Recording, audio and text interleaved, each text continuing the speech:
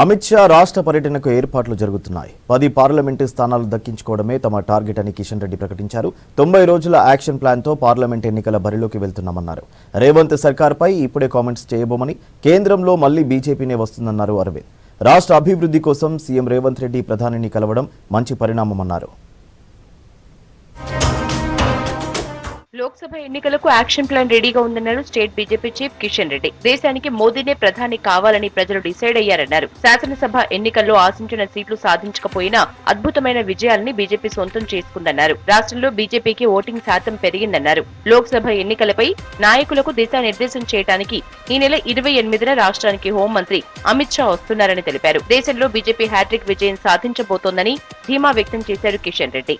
మా voting percentage గానీ మా సీట్ల సంఖ్య గానీ మెరుగైంది. 100% ఓటింగ్ పర్సెంటేజ్ పెరిగినటువంటి పార్టీ ఒక భారతీయ జనతా పార్టీ. ఎన్నికల్లో మోడీ గారి నేతృత్వంలోని దేశం అభివృద్ధి చెందుతుంది. కుటుంబ సభ్యుల జోక్యం లేనటువంటి పరిపాలన, ఒక ప్రజా పరిపాలన దేశంలో రాబోతుందనే విషయాన్ని ఈ సందర్భంగా మనవి చేస్తా ఉన్నాను. ఖచ్చితంగా నరేంద్ర మోడీ గారు హ్యాట్రిక్ సాధించబోతున్నారు. తెలంగాణలో కూడా డబుల్ డిజిట్ తో మెజార్టీ స్థానాలు భారతీయ జనతా పార్టీ కైవసం చేసుకుంటుంది. రాజన్న సిరిసిల్ల జిల్లా వరదవెల్లిలోని దత్తాత్రేయ స్వామి ఆలయంలో ప్రత్యేక పూజలు చేశారు ఎంపీ బండి సంజయ్.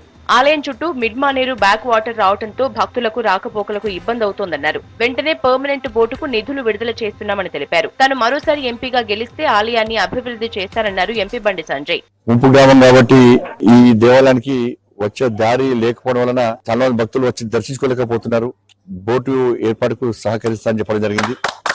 బట్ దానికి పూర్తిగా సహకరిస్తే దీన్ని పూర్తిగా వారు అవకాశం ఇస్తే నేను దత్తత తీసుకొని పూర్తిగా దీన్ని నిర్వహణ పూర్తి చేసి వాళ్లకు అప్పయ్యే ప్రయత్నం చేస్తా. ఇప్పటికిప్పుడు రేవంత్ సర్కార్ ను ఇబ్బంది పెట్టే ఆలోచన బీజేపీకి లేదన్నారు నిజామాబాద్ ఎంపీ అరవింద్. రాష్ట్ర అభివృద్ధి కోసం CM Revanth, deputy CM Bhatti Vikramarka కేంద్రం సాయం కోరటం మంచి పరిణామమన్నారు.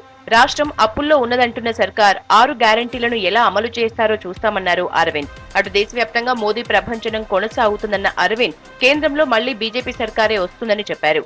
ఇవాళ దేశవ్యాప్తంగా మోడీ పవనాలు వీస్తా ఉన్నాయి. భారతీయ జనతా పార్టీ బలంగా పెరిగిపోయింది. నూతన ప్రభుత్వానికి వాళ్ళు చేపడుతున్న అడ్మినిస్ట్రేషన్ యాక్టివిటీకి పూర్తి స్థాయిలో మా మద్దతు ఉంటది. అపీజ్మెంట్ పాలిటిక్స్ చేసి తబ్లికే జమాత్ కి 3 కోట్లు ఇస్తాము, ముస్లిం ఓటు కోసం వాళ్ళ కోసం ₹1 కోటి ఖర్చు పెట్టుడు, ఇటువంటి కార్యక్రమాలు చేస్తే మాత్రం మేము వ్యతిరేకిస్తాం. రానున్న పార్లమెంట్ ఎన్నికలకు బీజేపీ సిద్ధమవుతోంది. అందులో భాగంగానే ఈ నెల 28న రాష్ట్రానికి రానున్నారు కేంద్ర హోంమంత్రి అమిత్ షా. రంగారెడ్డి జిల్లా కొంగరకలాన్లో బీజేపీ రాష్ట్ర ముఖ్య నాయకులతో సమావేశం కానున్నారు.